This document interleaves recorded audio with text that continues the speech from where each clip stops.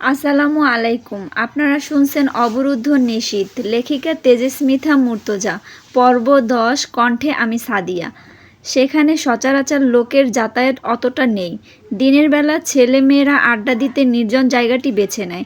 রাতে একদম শুনশান, ক্যাম্পাসের অফসাইড বলা চলে। সর্বপ্রথম লাশ দেখিয়েছে ঝাড়ুদার। সে প্রথমে বুঝতে পেরেছিল না ওটা লাশ। কোনো মতে ওড়নাটা জড়ানো ছিল লাশের দেহে। পরে কে বা কারা যেন বিশ্ববিদ্যালয়ের প্রাঙ্গণে এনেছে। এটা সকালে এসে থানা পুলিশের কাছ থেকে শুনেছে সে। মুস্তাকিন দেখল পুরো আশপাশটা। জয়কে বলল, আপনার চোখে প্রচুর ঘুম দেখছি, লাল হয়ে আছে, রাতে ঘুমাননি মনে হচ্ছে, এখন একটু বিশ্রাম প্রয়োজন। মুস্তাকিন কথাটা দ্বারা কিছু নির্দেশ করল। জয় চাদরটা গা থেকে খুলে গলায় পেঁচালো ওড়নার মতো করে, হেসে বলল, রাতে ঘুমানোর অভ্যাস এমনিতেও নেই আমার। ঘুম আসলে হয়নি বললে ঠিক হতো। আমার জন্য সকালের ট্রেনে তুলে আনা হয়েছে। আসলে আমাদের মতো নেতাকর্মীদের দুঃখ আর পরিশ্রম আপনারা কোনো দিনও বুঝবেন না। জনতার মন রাখতে কত যে লোক দেখানো ঢং করতে হয়।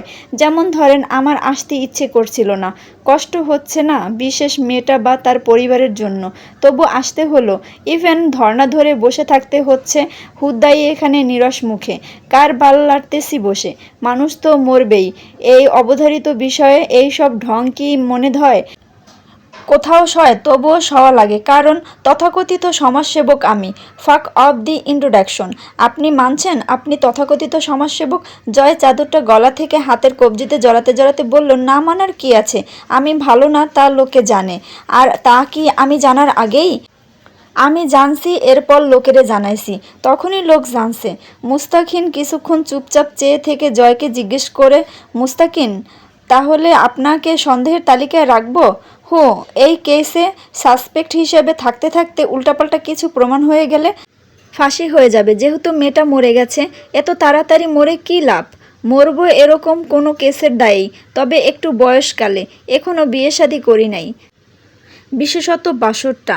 এখন মরাটা ঠিক না, এটা থেকে বাদ রাখেন আমায়। মুস্তাকিন হামজাকে বলল, কাউন্সিলর সাহেবকে একবার থানায় আসতে বলবেন বিকেলে, আপনি আসলেও পারেন। হামজা পাঞ্জাবির হাতার বোতাম খুলে তা কনুয়ে গোটাতে গোটাতে বলল, আমি আসতে পারবো না, আব্বা যাবে। আমার ব্যস্ত সময় কাটছে, নির্বাচন এগিয়ে আসছে সামনে। মুস্তাকিন হাঁটতে হাঁটতে আবার পেছনে ফিরে দেখল হামজাকে। পায়ের ওপর পা তুলে বসে আছে চেয়ারটায়, মুখে চাপদারি, পুরো ঠোঁটের উপর ঘন গোঁফ, গায়ে জড়ানো চাদরের প্রান্ত ঝুলছে একপাশে। একটু দূরে দাঁড়িয়ে সিগারেটে টান দিচ্ছে জয়। জয় তাকিয়ে আছে একটা বোরখা পরা মেয়ের দিকে। মেয়েটির সাথে মুস্তাকিন ধাক্কা খেয়েছিল। মেয়েটা অপলক চেয়ে আছে আখির লাশের দিকে। লাশকে ফ্রিজিং গাড়িতে তোলার ব্যবস্থা চলছে। মর্গ থেকে লোক এসেছে।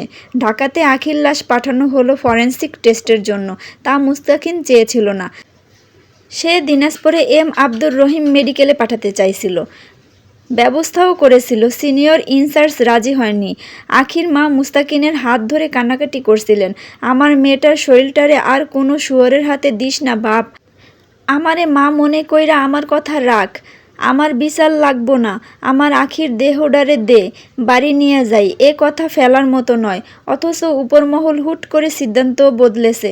এসব নতুন নয় এ লাইনে, তবে এর শেষ অবধি যেতে হলে তাকে সজাগ থাকতে হবে প্রতি পদে। রাত 8টায় ডিআইজি স্যারের সাথে কথা বলে কার্যালয় থেকে বের হলো। টিমের সকলেরই খুব খাটনি হবে এই মামলায়। এখানে কোথাও না কোথাও ওতপ্রোতভাবে জড়িয়ে আছে রাজনৈতিক বিষয়াদি আর সমাজের উঁচু পর্যায়ের পদ্ধতিগত বল প্রয়োগ, যার ঘাপলা খুলতে বেশ বেগ পেতে হবে তাদের। রাস্তা পার হবার জন্য দাঁড়ালো। ফোন বাজছে। ফোন জিনিসটা নেহাত বিরক্তিকর, বিশেষ করে যখন রিং হয়। মায়ের কল। এখন পুরো দিনের ফিরিস্তি চাইবে, খাওয়া, গোসল, শরীরের যত্ন, বাড়ি ফেরার তারিখ। কল রিসিভ করলো না, ক্লান্ত শরীর। ফ্ল্যাটে গিয়ে গোসল দিয়ে এরপর নিজেই একবার কল করে নেবে। বিকেলে থানায় কাউন্সিলর হুমায়ুন পাটোয়ারি এসেছিল। মুস্তাকিন গিয়েছিল সেখানে। সে প্রশ্ন করল হুমায়ুন সাহেবকে, আপনি ভিকটিমের পরিবারকে জায়গা থেকে উচ্ছেদ করতে চাইলেন? এরপর তারা গেল না, তার মেয়ের সঙ্গে এমন কিছু ঘটল, সন্দেহ যদি আপনার ওপর যায়, তা নিয়ে বক্তব্য কি আপনার? হুমায়ুন পাটোয়ারি হাস্যোজ্জ্বল কণ্ঠে জবাব দিয়েছেন, উচ্ছেদ করা কোনো কঠিন কাজ না মুস্তাকিন, আর এমনও নয় তা আমি পারতাম না। তাই এরকম একটা সহজ ব্যাপারে তার সঙ্গে এমন খারাপ কিছু করার প্রশ্ন ওঠে না। তারা সময় চাইছে, আমি দিছি, না উঠলে উঠাইয়া দিতাম, যেহেতু এইটা আমার কাজ। কিন্তু তাই বলে এমন কিছু? মুস্তাকিন ঠোঁট উল্টে ধীরে ঘাড় ঝাঁকালো। আপনার প্রতিপক্ষ দলকে? হুমায়ুন পাটোয়ারি পান খাওয়া দাঁত বের করে চমৎকার হাসলেন। সহজ হিসাব। আগেরবার যে মেম্বার ছিল এই এলাকার সে, আর এইবার যেহেতু আমি বা হামজা মেয়র পদপ্রার্থী হয়ে নির্বাচনে দাঁড়াবো, তাইলে বর্তমানে মেয়র সাহেবকেও বলা চলে আমার বিরোধী।